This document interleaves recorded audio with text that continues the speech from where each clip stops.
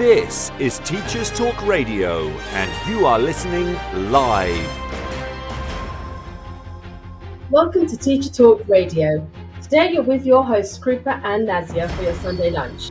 Today we have Buki Yusuf sharing her thoughts on harnessing the power of coaching.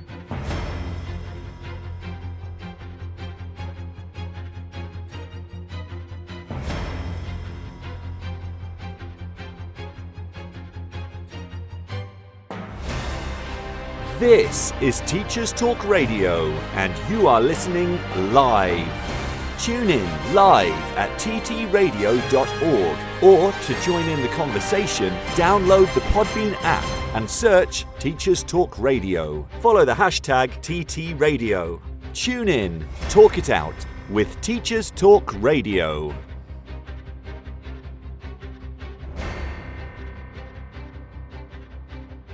Welcome once again to our Sunday lunchtime show. This is your host Nazya, joined by Krupa.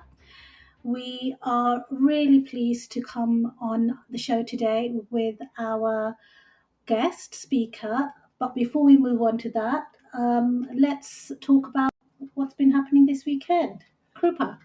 Good afternoon all. So this week has been busy. I can't recall what I've done. It's just been manic, but good, I'm sure. I'm sure there's been some good bits in there somewhere. But what was quite nice was going to the TES Awards. That was interesting, really busy. And my goodness, what an affair. Like, I haven't dressed up like that in a mighty long time. So that was fun. What did you think, Nazya? Yeah, same here. It's been quite a long time since we've come together with so many educationalists and practitioners from various parts of the education sector. It was really nice meeting new people, actually. We had some really lovely people on our table, didn't we? We did. Yeah. Unfortunately, I didn't come away with any award, but I am pleased that I was a finalist for the Head Teacher of the Year award, and it was just a real privilege, actually, an honour to have been nominated as a finalist. So that was quite nice. But everyone who won the award, they're well deserved. You know, you could see the passion in what they do, and for the education, for the young people they serve, for the staff that work with them. So that was lovely, absolutely lovely to see. But we didn't stay till the end, did we? I mean, there were some lovely moments. There was a song from Frozen. So the performer. Just let it go. Yeah, just let it go. Yeah, there was a performer there, and everyone loved that. She was amazing. She was incredible. The food was good. Food is always good. Yeah. Can't knock the food. And we ended up kind of leaving it. It was boiling. It was hot, really hot. Yeah, I think when you wear like formal clothes and heels and things, it is hot, really hot. But an enjoyable evening, and congratulations nonetheless, Nazya. I think you're right, absolutely rightly so, in being, we always say it's not about the destination, it's about the journey. And actually the fact that your work has been recognised, your team value you incredibly, you have and you are making huge strides and movement within education. And, you know, that's huge. And that comes with an army, but it comes with outstanding leadership. So congratulations nonetheless. Thank you very much, Krupa. So, without further ado, let's move on to our interview. Good afternoon, everyone. It is an absolute joy and pleasure to be here with Nazya and with Buki. Today we'll be talking about leadership development coaching and harnessing that power of coaching. And so, without further ado, Buki, welcome. Hi. It's really good to have you here today. So please talk us through your career, who you are, things that you like. Just get started. Hi, so I'm Buki Yusuf. I am a senior leader in a special school. I am also an educational consultant and a leadership coach. And I have been involved in education in one way or another for over 20 years. Said very quietly.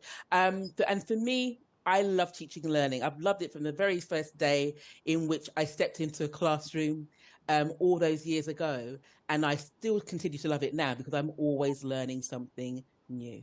Bookie, you are really active on social media. So what is it that you normally what is it that you normally kind of propagate on social media? What is your overriding message on social media generally? Is there a some certain set of values or vision or um uh something that you're passionate about that you constantly talk about and focus on social media, or do you generally talk education across the board? Yeah, that's a fantastic question. So I think I'll branch it into maybe like a couple of areas. So first of all, anything to do with teaching and learning, anything to do with education, is what I share across the main social media platforms. So I'm not as actively engaged with Twitter. I mean, Twitter is, I have a little bit a love-hate relationship. I love it so much, but sometimes I get involved in it so much, I've got to step back. But Twitter, LinkedIn, and Instagram, I look at aspects looking at pedagogical practices, how we can actually support the learning and progress of young people, irrespective of their starting point. I also look at aspects concerning leadership and management development, and coaching comes into that as well as also educational technology, edtech. So from a very strategic viewpoint of, like senior leaders about the edtech plans that they need to have in place, which should actually tie in with the teaching and learning focuses, all the way down to what happens within the classroom. So I love all of those, and I describe myself as an EdTech advocate. So you have a lot of the educational aspects which tie into those three areas. But then you also have some of the posts which are just give you a little bit of flavor about myself, about my values, about the organizations I'm involved with. So, for example, Women Ed, BAME Ed, I'm an ambassador for Leadership Matters as well. So if I'm doing, say, like promotional work, there may be some things I actually engage with, but also the fun. I think I do like to have fun, even though what we do is it's serious and it does feel very challenging. But I also like to tap into the well-being aspects as well. So that's the reason why I'm a steering group member of Teacher 5 a Day, and that's a well-being initiative that was created by the incredible head teacher Martin Rea. This is years ago now, well over like 6-7 years ago, and it's giving teachers agency and permission to take care of their well-being. So there's 5 core areas: connecting with people, exercising, noticing triggers and things like that, learning something beyond what we do in school, and also volunteering, giving back. So they are the main things. So I'm often described as uplifting, motivational, quirky, funny. They are some of the things, but there is always a very serious undertone. And I think that it just gives an idea about the type of personality I am when it comes to education. And that is brilliant. You know, a lot of the times what we find is that sometimes practitioners, especially if you're in the classroom, you kind of get pigeonholed or get lost in the work that you do. So it's really important that as classroom practitioners, we delve into a wide array of skill set and strengths that we have and build our skill set and knowledge, because actually that eventually and that will help our classroom practice. And there, I'm a big kind of advocate for kind of horizontal development of the self, because that's how I in my teaching career I didn't step up into leadership for a very, very long time. I developed my skill set across a wide range of roles, but as a class teacher. Yeah, and it's quite, and I'm going to touch upon this later on, but what you said, Nazya, is quite common. The fact that some people, and even myself, you think, oh, I could do more beyond the classroom, but there's fear, there's imposter syndrome. You may be getting subliminal messages where people might think you're not quite ready, maybe you're not quite good enough. If you do these additional things, you'll build up the experience and the skills. And I think that there is merit in that, but also as well, I think that more could be done to promote more people as and when they're ready and prepared to go into more roles beyond the classroom. But I'll speak more about that when I touch upon why I actually go into why I went into coaching and what my aims through coaching are. Brilliant. Thank you so much. So we are going to head to a break now. And after the break, we will come back and join Bookie for an inspiring interview. Speak to you all in a bit. It's time for a fresh start to language learning. Pearson EdXL's new student-centred French, German and Spanish 2024 GCSEs cater to the needs of all learners, regardless of their background, ability or reason for studying. Rooted in learned language knowledge, their assessments are transparent and accessible, allowing all students to showcase their language skills. Through inclusive and relatable content, the new Pearson EdXL MFL GCSEs build a shared cultural capital that helps students develop an understanding of and appreciation for the wider world. Find out more at go.pearson.com/MFL GCSE 24. This programme has been brought to you by the Happy Confident Company. Our clinically approved, ready-to-go wellbeing and mental health programme will help your pupils thrive. In only 10 minutes a day, you'll be able to deliver social and emotional learning and wellbeing tools throughout your school. To find out more, visit us at www.happyconfident.com. This is Teachers Talk Radio, and this is Teachers Talk Radio News.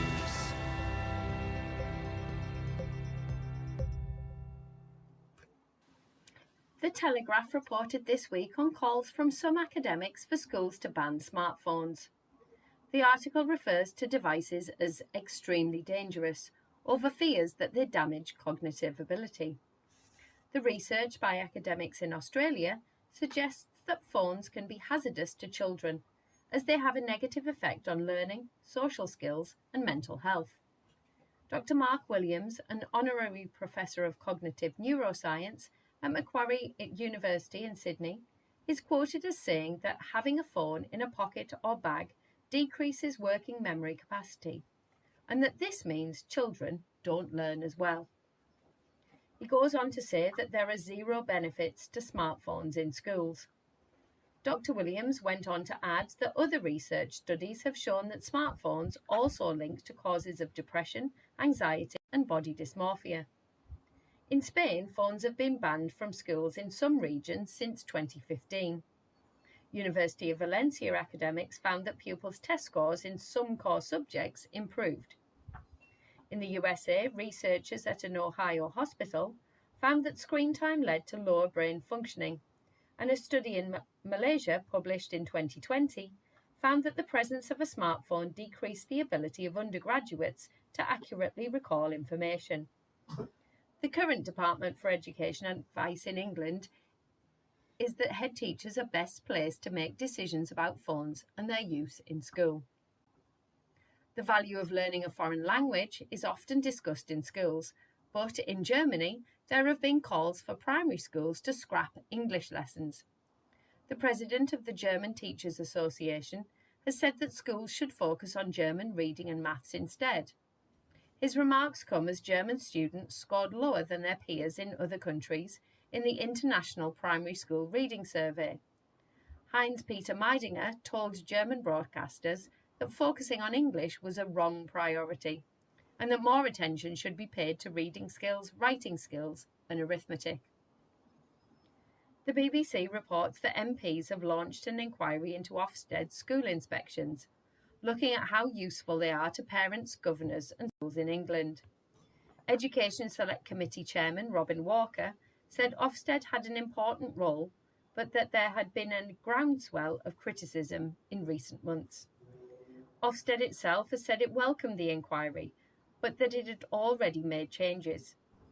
MPs will consider how inspections affect the workload and well-being of school staff and pupils, and what contribution its reports make to helping schools improve. The issues likely to be discussed are the current system of awarding one overall grade to a school, and whether it is right to deem a school inadequate if inspectors raise concerns about child welfare. Parents, school governors, teachers and unions will be able to submit evidence alongside the government and Ofsted itself. Ofsted have already made changes, but the NAHT's Paul Whiteman said the changes didn't go far enough. Finally, in the West Midlands, the BBC reports that a 91-year-old former teacher is helping children develop their literacy skills from a living room. Diane Idols has 5 pupils she reads with over an online platform aimed at helping children progress with reading. She said the volunteering work had filled a huge hole in her life after the death of her husband. Mrs. Idols volunteers through the Bookmark Reading Charity, which matches trained volunteers with primary children struggling with reading. This has been your Teachers Talk Radio News with Jo Fox. This is 2 Minute Tech with Steve Woods, your tech briefing on Teachers Talk Radio. Hello, this week I'm going to answer the question we all want to know. What is the best presentation software? I do promise to give you an answer this week after leaving you on a cliffhanger, but first, a quick recap for those who missed last week or fast-forwarded me. Considering most lessons delivered in a classroom contain some sort of presentation, it's possible that our students are facing up to 1,000 presentations a year. This isn't a bad thing as we are presenting information, and that's what the software is designed to do. However, like a display you spend ages on, how long does it take before it stops being noticed? Do we really know what experience a pupil gets through a typical week in school? Are they being engaged, or do they know how to look like they are listening? Don't worry, there is no way I'm going to mention slant here if you're thinking that is where I was going next. The answer is there is no best presentation software. As I've already mentioned, there are lots of free and paid for presentation apps out there. The key to success is which one do you choose. This is where a lot of people go wrong. They ask someone else's opinion. What works for one may not work for another. The choice you make depends on 2 key words: purpose and audience. When you choose the method of presentation for a lesson, you need to be thinking about the best way to grab focus. In the end, our job is to encourage long-term remembering. So if the lesson is about remembering short text-based facts and you have powerful images that back up what you're saying, a looping PowerPoint presentation or equivalent may do the job. Do you want to embed a lot of web links and videos? Why not take a look at Wakelet, a free way to collect web links together and share them. You can present with it and then hand the link off for self-discovery. Most app developers today aim to make their apps intuitive, so changing things around shouldn't be too hard for you to get to grips with, and you may just find engagement rises, and in the end, that's what it's all about. What do you do to engage pupils? Let us know at TT Radio Official. I'm Steve Woods, and that was 2 Minute Tech. 2 Minute Tech with Steve Woods, your tech briefing on Teachers Talk Radio. Welcome back to our show. Today we are with the lovely Buki, who will be talking through with us about leadership coaching, and Krupa, my co-host, who is always ready and available to ask the most difficult questions to our guests. Buki, we're not here to scare you, don't worry. Or are we? No. I'm just really nosy. That's what it is. I just really like to get deep and connect really quickly. So I'm sorry. And if at any point you think this is too much, please say. But here's my question now. So what hooked you into coaching and then leadership coaching? That's quite a nice one to start with, I think. Yeah. So what got me involved in coaching is a very forward-thinking line manager. So I have had a number of consultancy roles throughout my career as, as an educator. And I spent about, I think maybe 6-7 years as a secondary science consultant for one particular local authority.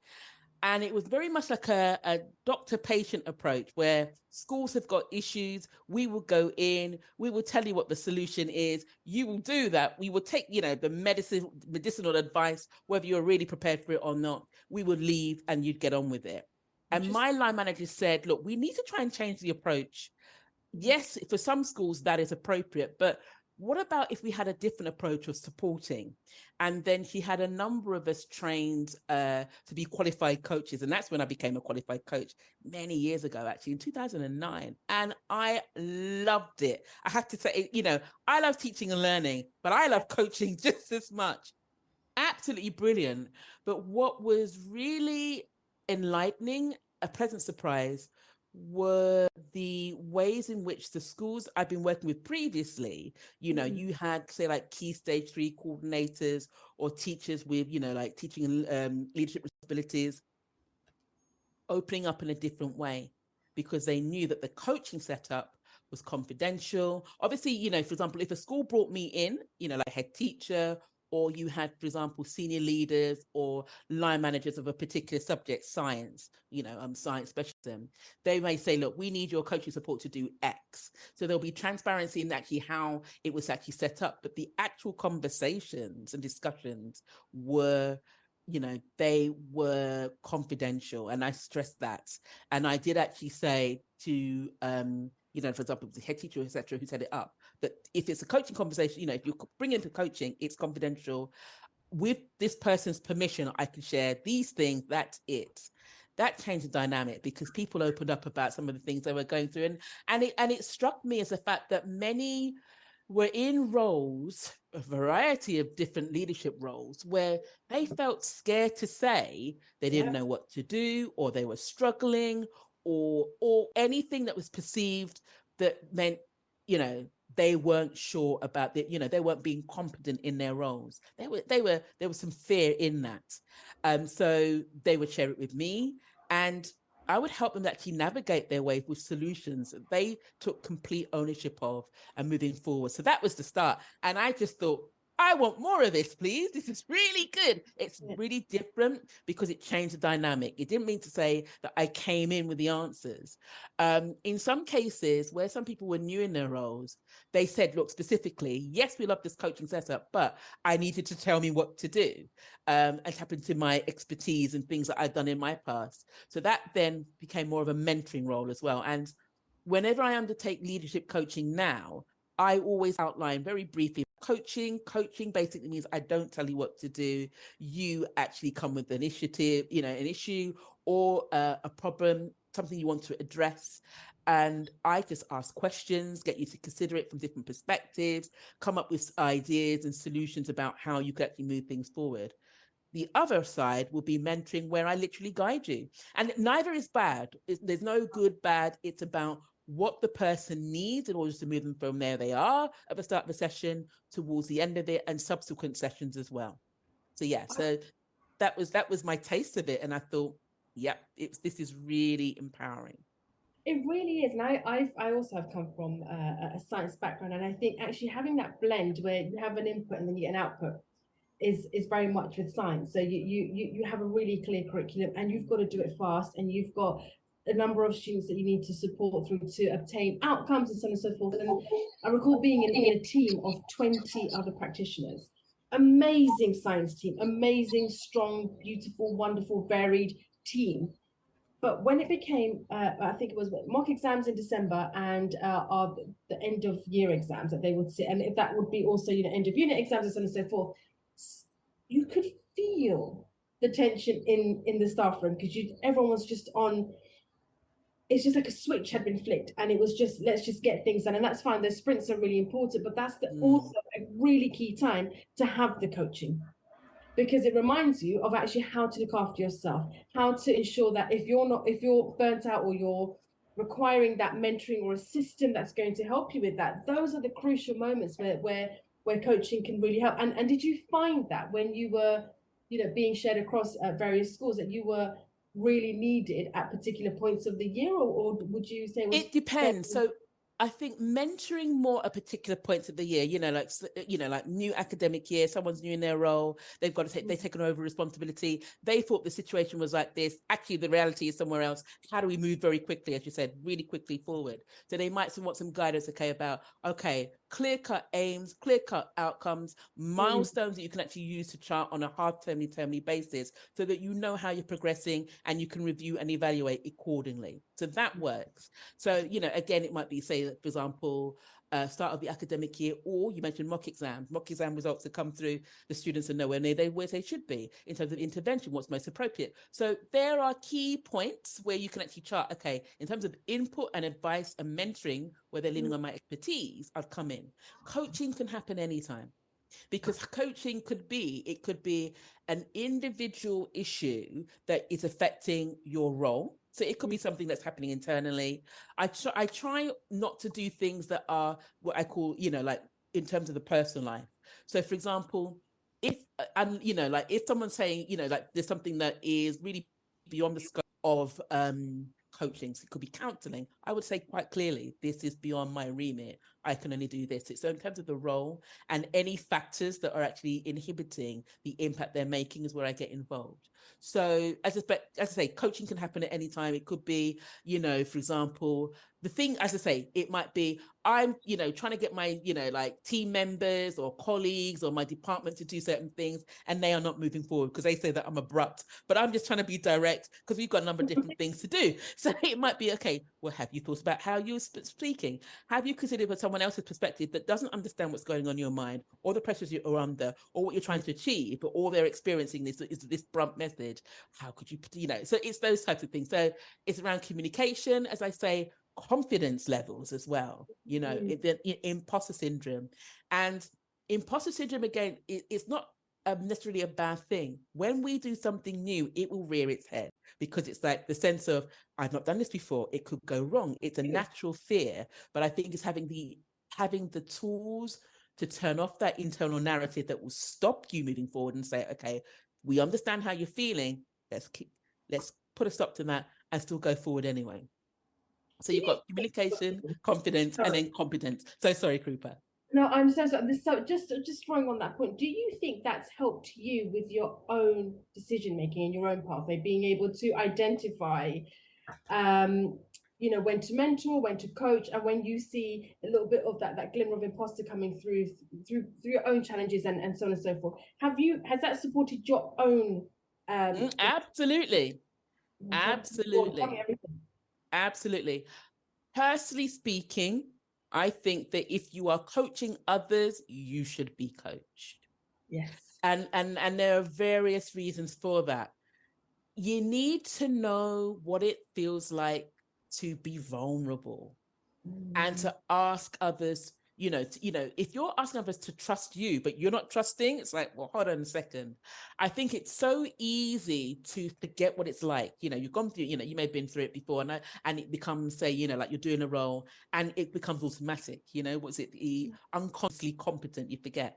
But I think that, I have coaching now, and I always try and maintain that so that if I've got issues, I recognize the fears, I recognize the imposter syndrome, I recognize the internal narrative, the negative internal narrative, I recognize how I may be holding myself back. And when I share some things on like some of the blogs and posts on social media, I'm transparent and honest about that.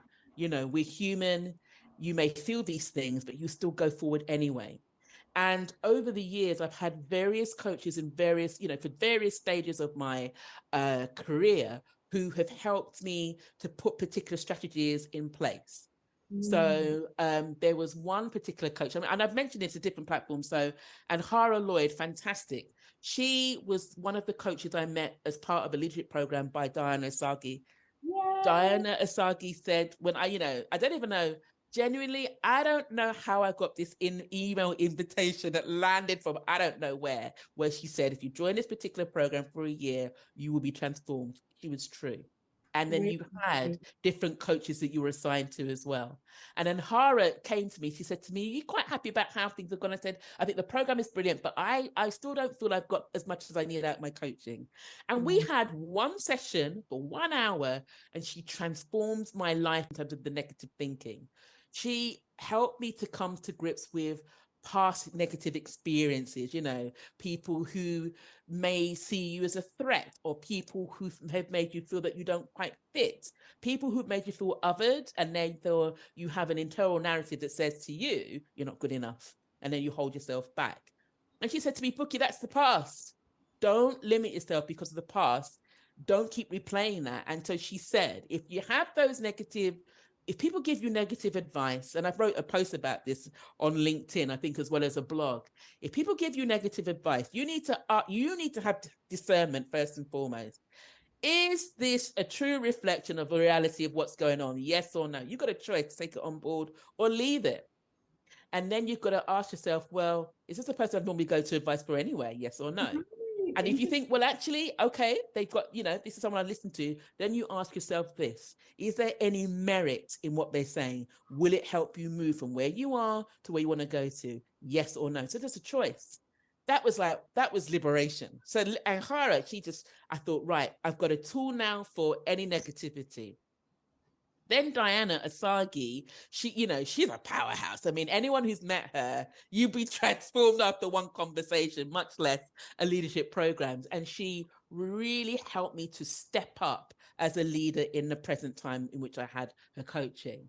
And there was another brilliant coach, Eve Warren, who made me think about myself in the future, about what I would sound like, what I would look like, what I would be like, and really got me to use my senses to ground myself in the type of leader I wanted to be and gave me skills. So those three, I mean, they're just three of many coaches, but I love them because they help me to do with my past, my present, and the future. It's like a Scrooge, is it that particular story about those three ghosts and things like that? But I think that's the power of coaching. It's not just, I pay for my coaches and I pay quite a lot. And for me, that investment is worthwhile because I'm not just paying for then and there, I'm also paying for the future versions of Bookie that took the initiative to do something that will accelerate me. Because without them, I say categorically, without their advice, I wouldn't be doing what I'm doing with the confidence in which I'm doing it, with the clarity in which I'm communicating it, and therefore helping others to do the same. So that's probably a long answer to that particular question, but you can see why I'm so empowered by it. Precisely, exactly. And this is what this interview is about. It's about harnessing that power of that coaching, and the coaching for you obviously has been so powerful that it's allowed you and enabled you and empowered and given you some kind of self-agency to come to a point whereby you're so much more clearer about your role, your values, and your future and what you want to see in your future. So that is the power of coaching. And it's so interesting because, like you mentioned before, different coaches have different styles, and different coaches also utilize different tools to help you come up with the kind of those meaningful thoughts and those reflections that you need to be able to then move on to your next steps and those next steps in your thought process and in your life. So it's really, really interesting that you said that actually we need to utilize coaching, but actually let's utilize the different types of coaching styles and mechanisms out there. That in itself is also powerful. So just to add on, you've mentioned a couple of challenges that you faced, and you yourself said that you've come across you've got some issues linked to some poor experiences that you've had that then had an impact on the way you thought about things. And so are there any specific challenges that you have faced, one as a coachee and two as a coach? I think some of the challenges were for myself, not understanding what coaching was about. I used to believe, oh my goodness, if you need to have someone coaching you, you don't know what you're doing. You have no clue about your role. Honestly, that's how I thought. And I remember I interviewed Diana Asagi for coaching conversations that I promoted on my YouTube channel, and she said exactly the same thing. So I think that's one of the things. Some people have an idea about coaching which is not correct. Or if one of the issues I have, particularly I started coaching for the local authority, and you had school leaders inviting me in, they were confusing coaching with mentoring. That drives me bonkers. How some people can, we will tell you what to do. No, that's mentoring. But they called it coaching. And they want to know. And they want to. Sorry. Yeah. And I think, you've got various strands. There's obviously crossover between the two, but that it drives me crazy when people say coaching. Actually, no, it's actually mentoring. So that, as a coachee, not really understanding what it was about. But to be honest, I think the difficulties also were personally in the fact that I didn't realize, and that's the reason why I continue to make sure that I'm coached. You can feel really vulnerable, so much so that you feel emotional and overwhelmed, and it may color your thoughts about coaching as well. And I think you need someone who is really skilled in handling that. So those emotions are obviously, it could be like a release of a belief or an idea, or maybe linked to, say, like maybe some past traumas. And I think that you need someone careful, someone who can actually understand that and carefully handle that. Again, the negativity was for myself, because I thought, oh my goodness, as a leader, I shouldn't be showing emotions and things like that. But I moved past that. I think more of the issues have been with regards to ensuring I have coaching supervision that works for me. Yes. Someone that can actually check in with me in a manner and style that suits my needs as a coach. And that still helps me within a safe space to enhance my skills, because I think there's always room for improvement. And I think, yeah, so that's one of the most recent things that I found difficult. But again, I've had recent success in having coaching supervision. It's been really powerful, having that sounding board and checking in that, you know, without breaking any confidentialities, I tried this strategy, is that appropriate or not, you know, and getting that input and advice has been really powerful. And I think some of the difficulties as well is about the idea of investment, you know, how getting people to understand that paying for something doesn't mean to say that, how can I put it? There are lots of freely available things. And I know with educators, we love a bargain. We like to get things. I'm the same as well. But I think getting people to recognize about investing yourself is such a powerful way to elevate who and what you are as an individual and as a potential leader or leader, and also accelerate as well. And I think there's some of the challenges that I find, but it's not necessarily in the coaching strategies or techniques and setups themselves. It's just, I think it's in the understanding of it. Yeah. Yeah, brilliant. Thank you for that, Krupa. I think there's so much that you've just shared there, Bookie. I think that the thing that sort of rings home for me is that you were ready to coach. You were ready to be vulnerable. And I think when and you talk about being vulnerable and you know, being open, actually having the objective ear, but also setting some really clear boundaries around that. So important. And you make that really clear, and I come back to connection all over again. You know, it is a trusted, confidential space, but there are times where you think, oh, that was heavy, and I'm going to be carrying that for a little while, because you cannot not listen without heart.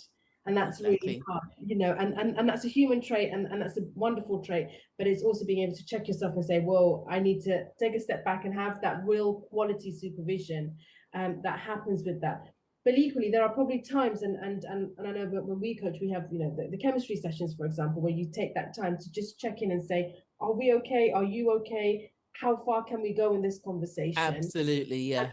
And at that point, and I really hope this isn't a stigma when it comes around mental health, by saying, I think that I can help you with part of this in terms of your professional development. However, there are elements of this conversation that indicates that you will need to go and see a professional, and I'd like to know that you have done that, and so on and so forth, just out of duty of care and things like this. And I wonder, there are times where I've had to do that, and I'm quite worried about how that will be received, because it is coming from a place of good intent. It is coming from a place of care.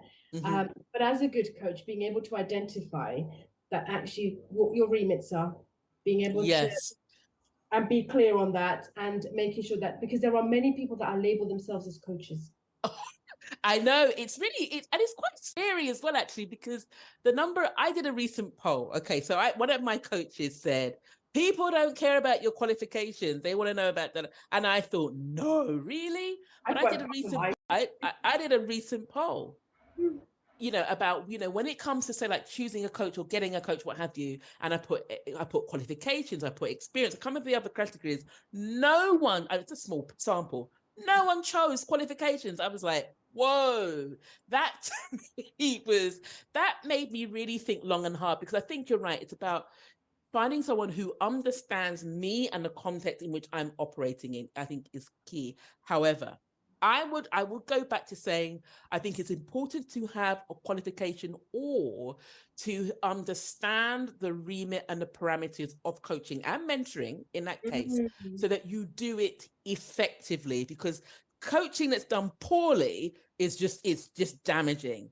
Coaching and or mentoring that's can be damaging. So you need to have a clear understanding about the remit, about some of the strategies, like for example, one of the models, like grow models, but there's lots of different models. And I like to try and choose different things. And also as well, when I, like for example, when I coach, I try different things. For some people, it might be they have an opportunity to rehearse something. It might be, I need to send an email to, can we just go through it to make sure that the tone is appropriate, the language is appropriate, I'm using the right words? Of course, because it's a trusted space and it gives you an opportunity to rehearse things. Some people have come with presentations, all kinds of things. So, but you need to understand, as to say, the parameters. Otherwise, your intention may be good, but the outcome may be terrible. And you may have, and at the end of the day, it's an individual, effective of their role, who's in receipt of something that isn't going to benefit them or the organization which they're working in as well. So I think that there has to be care, responsibility, and understanding engaged in that. So I'm not knocking anyone who's, if they say I'm a really good coach and they don't have a qualification, I will not knock them. But what I will look at is, well, how do you do this? What are your parameters? Why did you choose that particular model? Just to get a sense about, do they know what they're doing? And I think length of time is really important. So thinking about codependency as well, because actually it's and how often that happens. So I think that there is a set time frames around that. It differs. It depends. So that, and this is it. So it depends. I've coached some people. Okay, so without breaking any confidences, I've coached some people 4 times. 4 times. And it was a service that I offer because they just wanted promotion and progression, but they didn't quite feel that they had the language and skills and things like that. We had 4 sessions, they were promoted. That was their outcome. Some people have wanted longer. So there are some people I've been coaching for over 6 months, and that is appropriate for them because there were so many different aspects that had to be unpicked before we got into okay, these are the main elements of what is holding you back. And these are some of the things that you can do in the meantime as you're progressing. So I think I hear what you're saying about length of time, but the question is this, and this is for anyone who's in receipt of coaching. Is it a nice conversation or is it a coaching conversation? Yeah. Have you got a plan that you're taking ownership? Have you got a plan of action that you can implement immediately after the session? Or is it just lovely chat, feeling really good, warm and glowy, but then there's nothing as a result? If it's the latter, so you friend zoning at that point is no longer coaching. Exactly. So that's exactly it. There's a purpose to this. So whether you're paying for it or not, whether it's provided for, however it comes, there's a purpose to it. I learned as a consultant that the time of anyone within education, that anyone's time is anyone's time, but the time of a teacher is really precious. You better use it effectively and in an important way. So, and personally speaking, I hate to have my time wasted. I refuse to waste anyone else's time. And which is the reason why I'm open. If someone says your style of coaching does not work for me, I'm great. It's cool. And I can be part of Women Ed Network, for example, in BAME Ed, where they provide coaches for free. I can make suggestions about, other types of coaches and things like that. It's finding what works best for you. And I think it's great with regards to coaching because they have the ownership of that completely. Yeah. Thank you so much for that insight, Bookie. We've got remaining questions. However, we do need to move to a break. So we'll catch you after the break. It's a short break with a news interval, and speak to you soon. It's time for a fresh start to language learning. Pearson EdXL's new student-centred French, German and Spanish 2024 GCSEs cater to the needs of all learners, regardless of their background, ability or reason for studying. Rooted in learned language knowledge, their assessments are transparent and accessible, allowing all students to showcase their language skills. Through inclusive and relatable content, the new Pearson EdXL MFL GCSEs build a shared cultural capital that helps students develop an understanding of and appreciation for the wider world. Find out more at go.pearson.com/MFL GCSE 24. This programme has been brought to you by the Happy Confident Company. Our clinically approved, ready-to-go wellbeing and mental health programme will help your pupils thrive.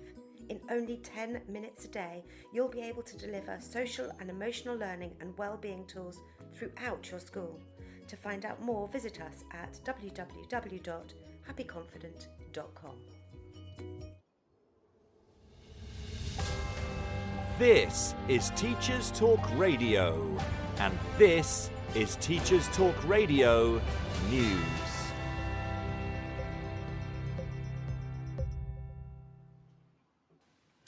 The Telegraph reported this week on calls from some academics for schools to ban smartphones. The article refers to devices as extremely dangerous, over fears that they damage cognitive ability. The research by academics in Australia suggests that phones can be hazardous to children, as they have a negative effect on learning, social skills, and mental health. Dr. Mark Williams, an honorary professor of cognitive neuroscience at Macquarie University in Sydney, is quoted as saying that having a phone in a pocket or bag decreases working memory capacity, and that this means children don't learn as well. He goes on to say that there are zero benefits to smartphones in schools. Dr. Williams went on to add that other research studies have shown that smartphones also link to causes of depression, anxiety, and body dysmorphia. In Spain, phones have been banned from schools in some regions since 2015.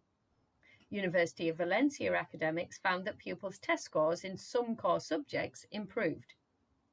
In the USA, researchers at an Ohio hospital found that screen time led to lower brain functioning, and a study in Malaysia, published in 2020, found that the presence of a smartphone decreased the ability of undergraduates to accurately recall information.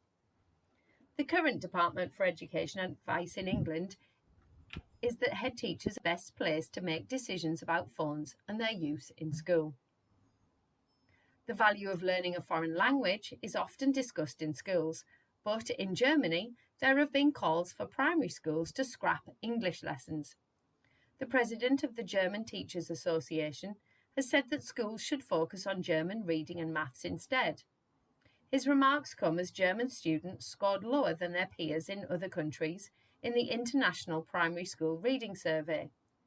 Heinz-Peter Meidinger told German broadcasters that focusing on English was a wrong priority, and that more attention should be paid to reading skills, writing skills, and arithmetic. The BBC reports that MPs have launched an inquiry into Ofsted school inspections, looking at how useful they are to parents, governors, and schools in England. Education Select Committee Chairman Robin Walker said Ofsted had an important role, but that there had been a groundswell of criticism in recent months. Ofsted itself has said it welcomed the inquiry, but that it had already made changes. MPs will consider how inspections affect the workload and well-being of school staff and pupils, and what contribution its reports make to helping schools improve. The issues likely to be discussed are the current system of awarding one overall grade to a school, and whether it is right to deem a school inadequate if inspectors raise concerns about child welfare. Parents, school governors, teachers and unions will be able to submit evidence alongside the government and Ofsted itself. Ofsted have already made changes, particularly to the complaints process, but the NAHT's Paul Whiteman said the changes didn't go far enough. Finally, in the West Midlands, the BBC reports that a 91-year-old former teacher is helping children develop their literacy skills from a living room. Diane Idols has 5 pupils she reads with over an online platform aimed at helping children progress with reading. She said the volunteering work had filled a huge hole in her life after the death of her husband. Mrs. Idols volunteers through the Bookmark Reading Charity, which matches trained volunteers with primary children struggling with reading. This has been your Teachers Talk Radio News with Jo Fox. This is 2 Minute Tech with Steve Woods, your tech briefing on Teachers Talk Radio. Hello, this week I'm going to answer the question we all want to know. What is the best presentation software? I do promise to give you an answer this week after leaving you on a cliffhanger, but first, a quick recap for those who missed last week or fast-forwarded me. Considering most lessons delivered in a classroom contain some sort of presentation, it's possible that our students are facing up to 1,000 presentations a year. This isn't a bad thing as we are presenting information, and that's what the software is designed to do. However, like a display you spend ages on, how long does it take before it stops being noticed? Do we really know what experience a pupil gets through a typical week in school? Are they being engaged, or do they know how to look like they are listening? Don't worry, there is no way I'm going to mention slant here if you were thinking that is where I was going next. The answer is there is no best presentation software. As I've already mentioned, there are lots of free and paid for presentation apps out there. The key to success is which one do you choose? This is where a lot of people go wrong. They ask someone else's opinion. What works for one may not work for another. The choice you make depend on two key words: purpose and audience. When you choose the method of presentation for a lesson, you need to be thinking about the best way to grab focus. In the end, our job is to encourage long-term remembering. So if the lesson is about remembering short text-based facts and you have powerful images that back up what you're saying, a loop-in PowerPoint presentation or equivalent may do the job. Do you want to embed a lot of web links and videos? Why not take a look at Wakelet, a free way to collect web links together and share them. You can present with it and then hand the link off for self-discovery. Most app developers today aim to make their apps intuitive, so changing things around shouldn't be too hard for you to get to grips with, and you may just find engagement rises, and in the end, that's what it's all about. What do you do to engage pupils? Let us know at TT Radio Official. I'm Steve Woods, and that was 2 Minute Tech. 2 Minute Tech with Steve Woods, your tech briefing on Teachers Talk Radio.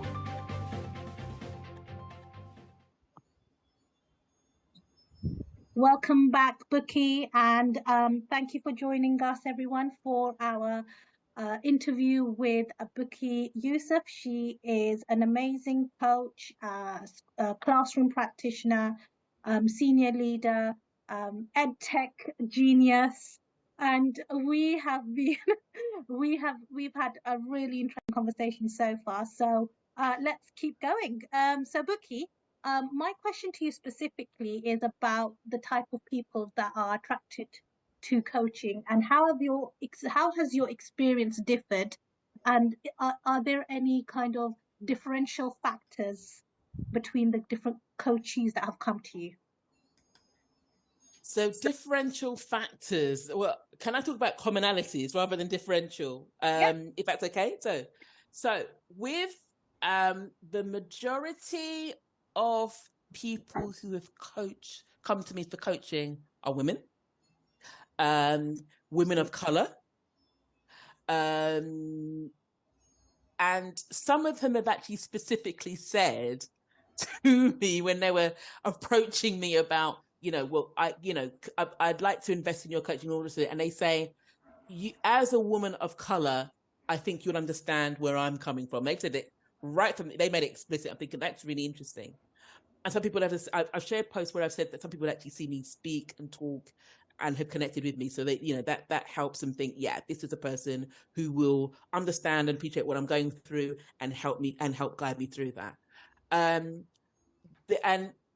I think another common feature is the fact that many have been middle leaders. So if I will classify a middle leader, say maybe like HOD, not many heads of year, not in terms of pastoral, or responsibilities like TLRs, who are looking to get better in their role or to have greater impact.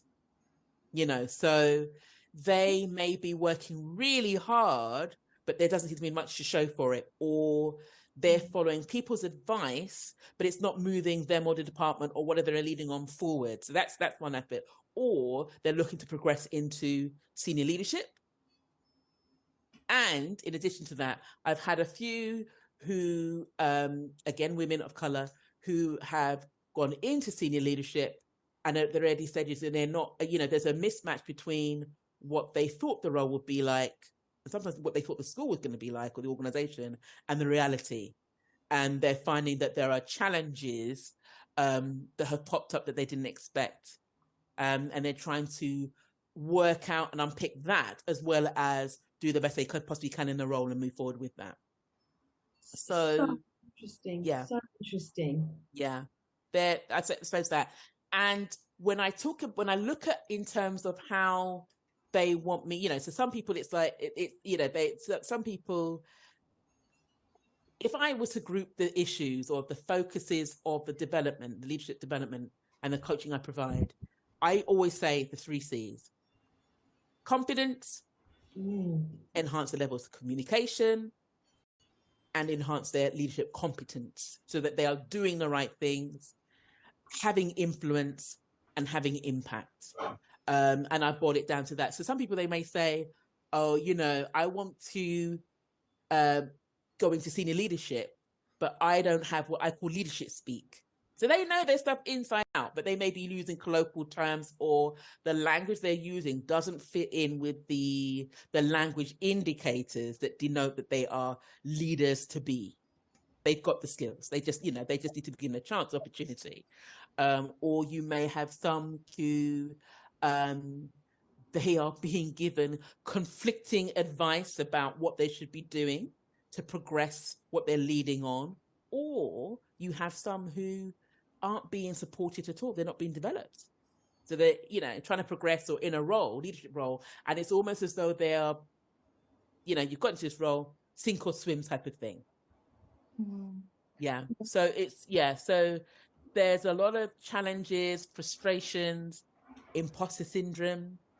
And I think some of those are narratives, even myself. That's why I'm saying about going into being coach, because when you're coach and you're developing, and particularly when you go out of your comfort zone, all of these internal narratives or some of the things that you've not resolved start to pop up. And it's really difficult to navigate that, as well as trying to learn new skills. Because when you're stressed or things that don't go well, you automatically default back to what you would normally do, which sometimes may make the situation even worse. So it's being able to support the different people who approach me to hold the space and look at how we can unpick the different aspects that may be limiting their leadership potential and help them to progress.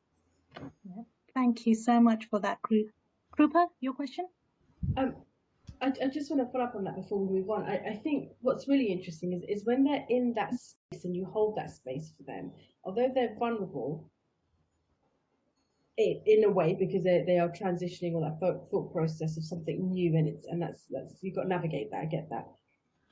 As you move up the ranks, almost it becomes a little bit more lonelier, because you've got less people up there. It's you have a tribe, and then it becomes triangle. So do you find that it's middle leaders and beyond, including executive heads and school improvement, who don't always work within a team, for example, that have reached out and said, let's coach. I need some coaching, because actually I'm a bit worried that I might just be in my head all of the time, because that's all I know and that's what I'm around.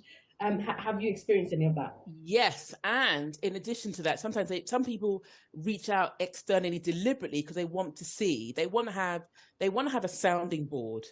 Otherwise it becomes like groupthink. So one of the interesting and extraordinary and powerful things about coaching is the fact that I don't need to know how you do your role. I don't need to know that at all. And some people might be thinking, well, how the heck does that work? Because the role of a coach is actually about getting you to think about the solutions, getting you to understand, posing questions, challenging maybe some of the limiting beliefs of an organization or the person, so they could actually break through that. If I was a mentor, I would need to know your role. Yes.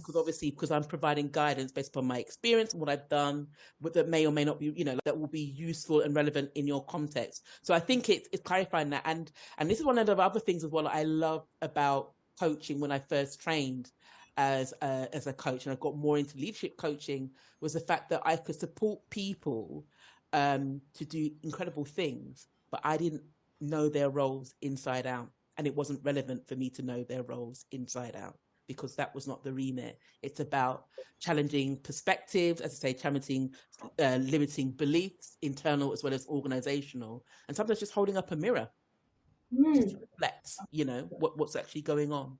So it's so highlighting that is, I think, quite an interesting thing about coaching.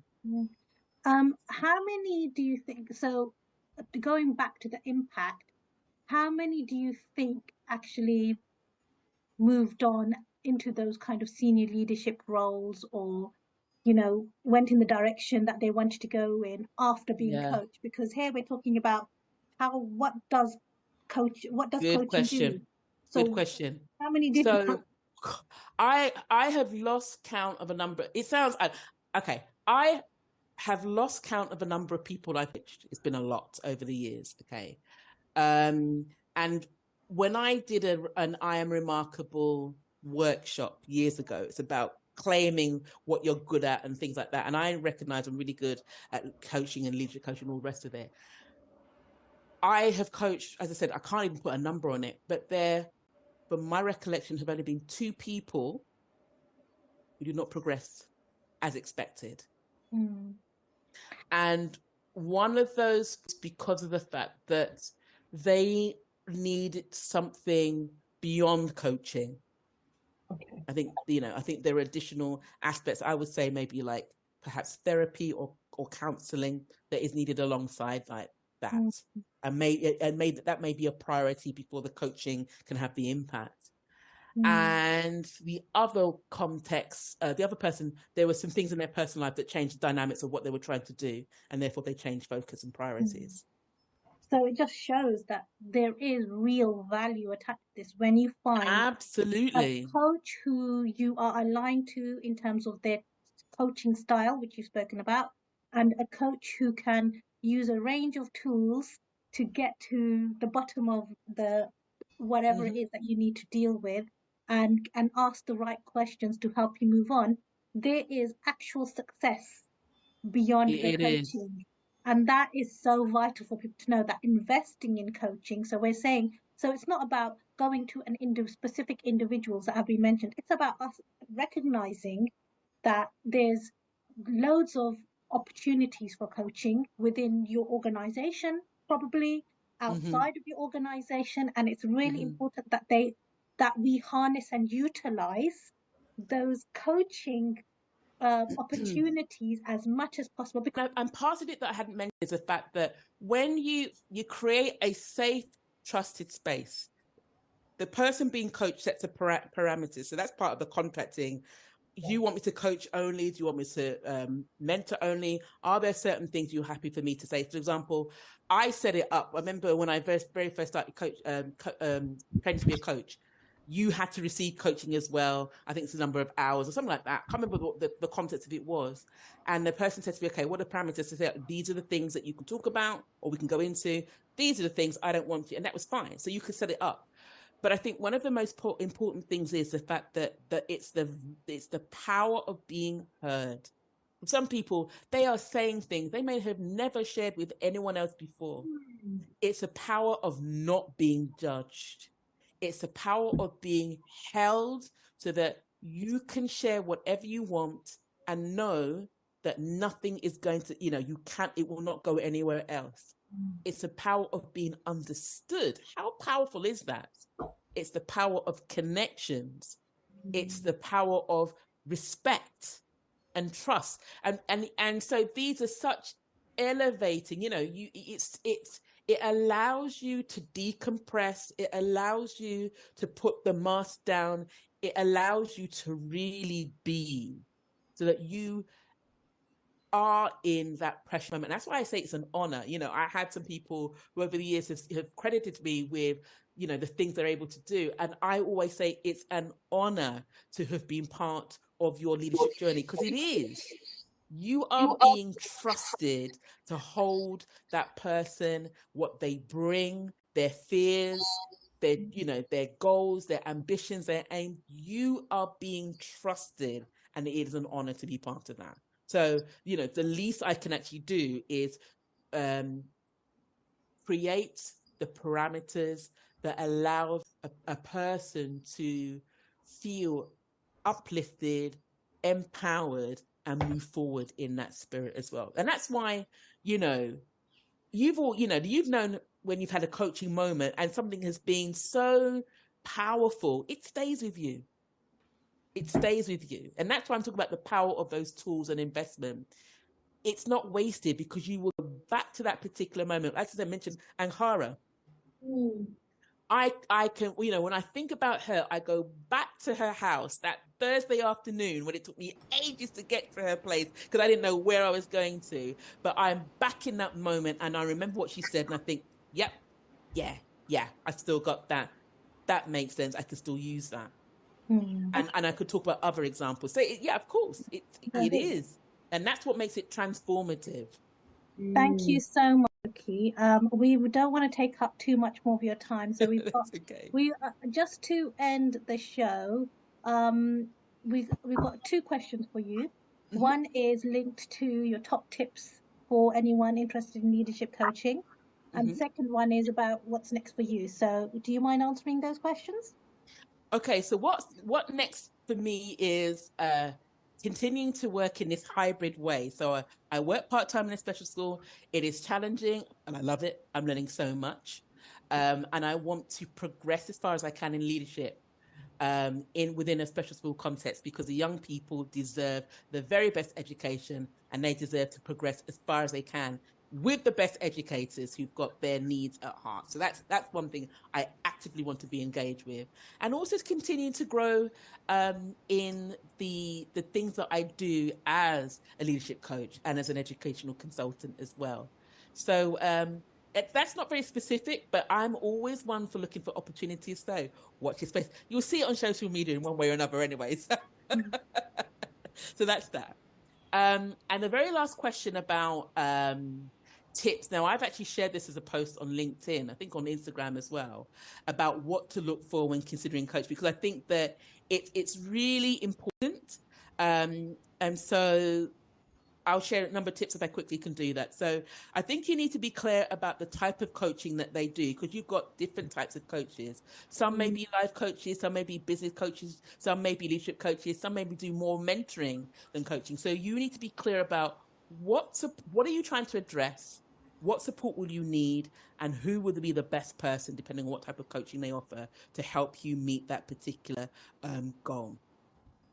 You need to also find out who they have coached in the past and do your research. That's why I'm transparent about what I do. And I try, and I have permission to share the impact and testimonials of, people I've actually coached over the years as well, because that actually shows it's actually real. You need to also know about how they undertake coaching. Now, geographically, because where I'm based, I can't, I coach people around the UK and things like that. So I can't always travel around. I do a lot of face-to-face coaching. I've even done on the phone coaching and had the impact as well. But I've had people who said, I hear what you're saying, but I need you to come with me and do face-to-face. So we've gone to a mutual location that worked for them. So you need to find out about the type of coaching that they do, face-to-face, phone, video, and things like that. And be clear about whether that style works for you or not. Now, I've mentioned this before about the value they offer. So is it free? Are you paying? And actually thinking about how much investment you are willing to pay or could pay to achieve your desired results. So if there's clarity in that. And again, there's no shame. It's just being clear in your mind about that as well. You need to find out, as I said, do the research, but actually have the conversations, receive feedback from others who have received their coaching. I think it's really clear. And you can get a sense about what I do as well when I'm looking for coaches. Be clear about the coaching setup they offer. Is it one-to-one? Is it group, small group, large group? Supervision, be clear about those particular aspects. You need to be clear about how often they're available to provide you with coaching, depending on what you need. So to some people, they're available on a monthly basis, weekly basis, whatever. And be clear about how often you might need coaching. For some people I've coached, it starts off weekly, then fortnightly, then monthly, and and it works for them as well. And I think key is this one: how well they understand what you are trying to achieve. Do they completely understand your context? Number 9. We mentioned the word connection a number of times, and I call this the vibe and resonance you have with them. Speak to them, meet with them, see, do they fit your style and personality? Are they a match? Because if they don't, you have the choice to say, no, thank you, I'm going to try someone else. And that's that. Truly, thank you. There's so much here, and we could talk for days. And I'm really sad that we've got to end the show now, and no doubt we will definitely pick up after this. But truly, thank you so much for sharing your insights, your experience, but also your vulnerability and how real the world of coaching is, but also the impact and the power that it has. And the major takeaway points is if you're going to have one, make sure you do your checks and ensure that they are it works for both parties. And that readiness for it, and seek the connection. And I think that there's a lot there. And your enthusiasm, you're just a bubble of joy. So thank you so very much for joining us today. No, thank you so much for inviting me. Thank you. Thank you, Becky. Thank you. We are moving on to our last and final break, and we'll see you after this news item. It's time for a fresh start to language learning. Pearson EdXL's new student-centred French, German and Spanish 2024 GCSEs cater to the needs of all learners, regardless of their background, ability or reason for studying. Rooted in learned language knowledge, their assessments are transparent and accessible, allowing all students to showcase their language skills. Through inclusive and relatable content, the new Pearson EdXL MFL GCSEs build a shared cultural capital that helps students develop an understanding of and appreciation for the wider world. Find out more at go.pearson.com/MFL GCSE 24. This programme has been brought to you by the Happy Confident Company. Our clinically approved, ready-to-go wellbeing and mental health programme will help your pupils thrive. In only 10 minutes a day, you'll be able to deliver social and emotional learning and wellbeing tools throughout your school. To find out more, visit us at www.happyconfident.com. This is Teachers Talk Radio, and this is Teachers Talk Radio News.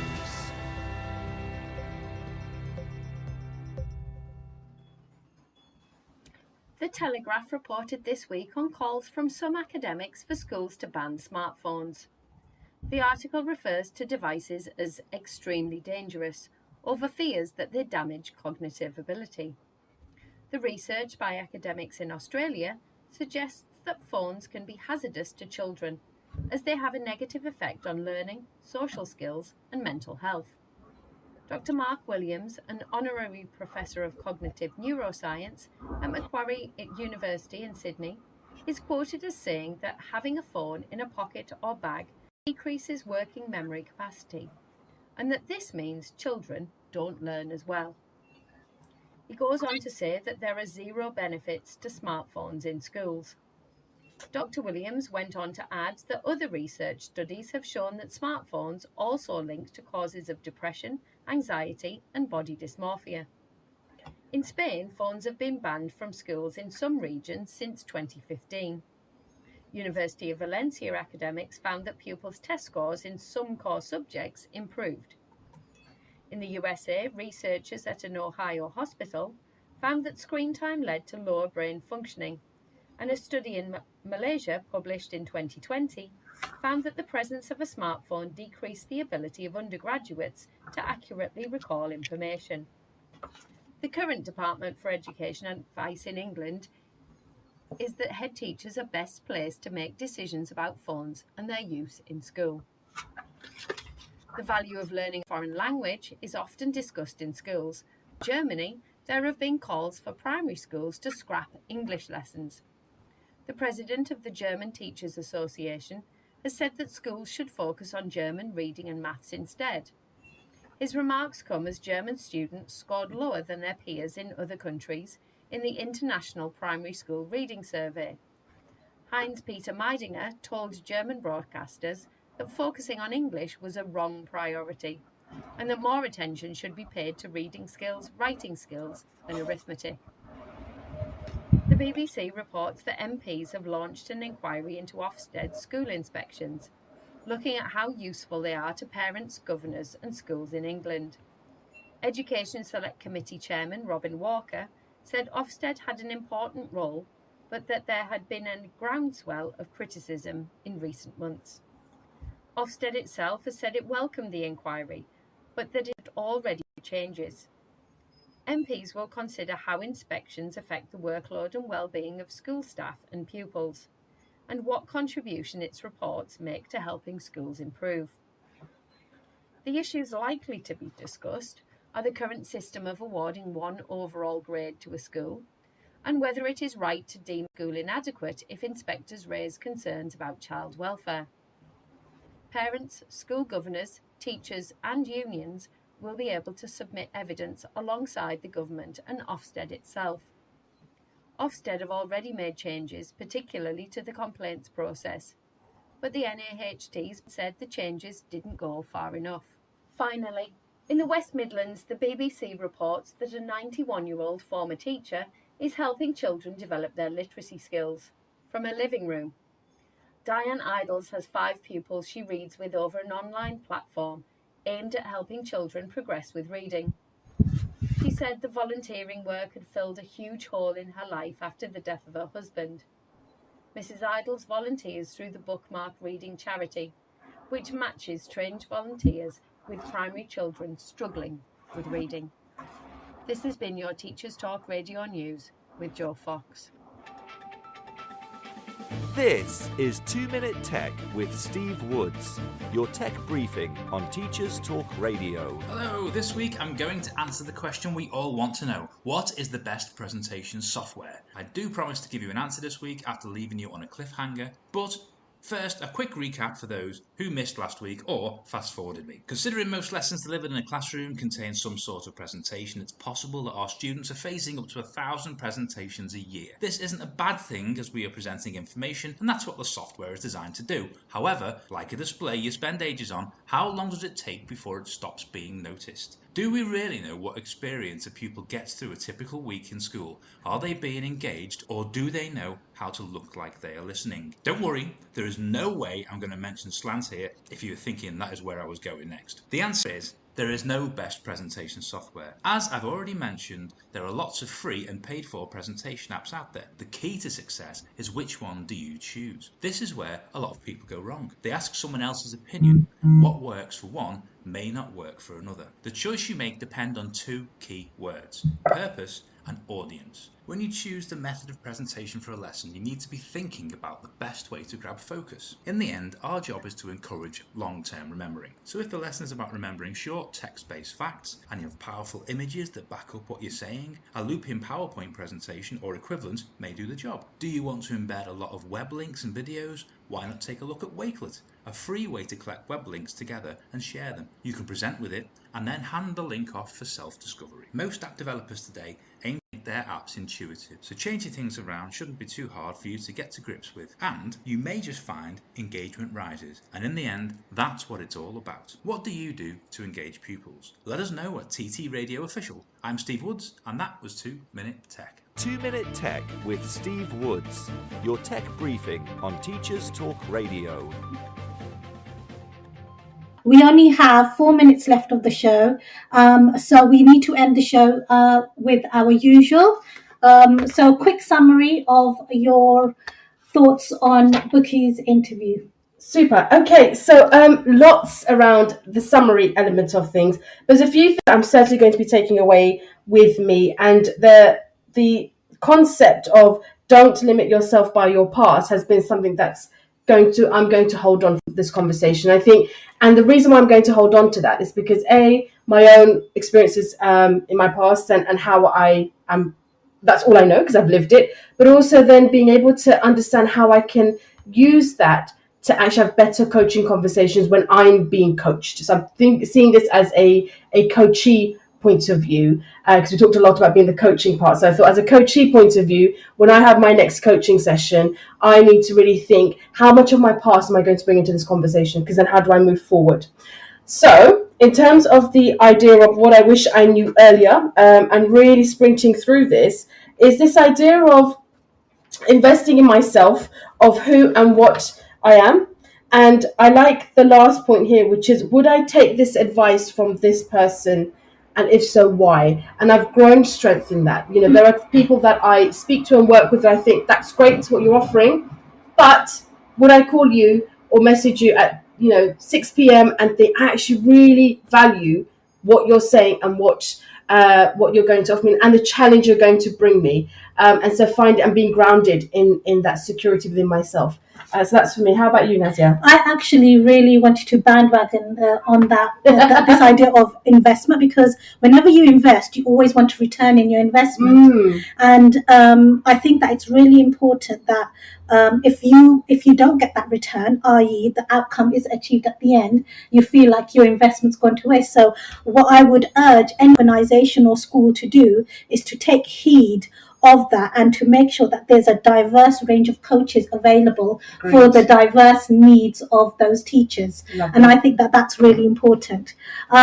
So moving on, this is our last part of the show, which is our Serenity Sunday moment. Again, we still haven't got our jingle sorted, but we will at some stage soon. But okay, so I hope you guys are ready for this one. A lot of thought went into this. So having good mental health is crucial to the quality of life we have. And this fluctuates, which is okay because we're only human. The rumblings and the mini storms that brew in our minds are there for a reason. It's for us to take stock and examine the direction we are sailing and who we take on the journey with us. Is the destination peace or chaos? Is it to find moral high ground, or is it to continue exploring with your travel buddies? Try to pay attention to that, the who, what, and where. If you have clarity on that, it becomes easier to steer your ship, as you can trim off the heavy baggage and the unnecessary as you need it. If this is left unchecked, in time it will sink your ship. So protect that ship. Be selective. Trust your intuition, and be selective on who you allow and what you allow into your life for your mental health. So guys, this is the end of our show. Enjoy the rest of the weekend, and we will be back in a couple of weeks. We wish you all a great journey and smooth sailing. You've been listening to Teachers Talk Radio. Tune in live and listen back at ttradio.org. We look forward to hearing from you next time on Teachers Talk Radio.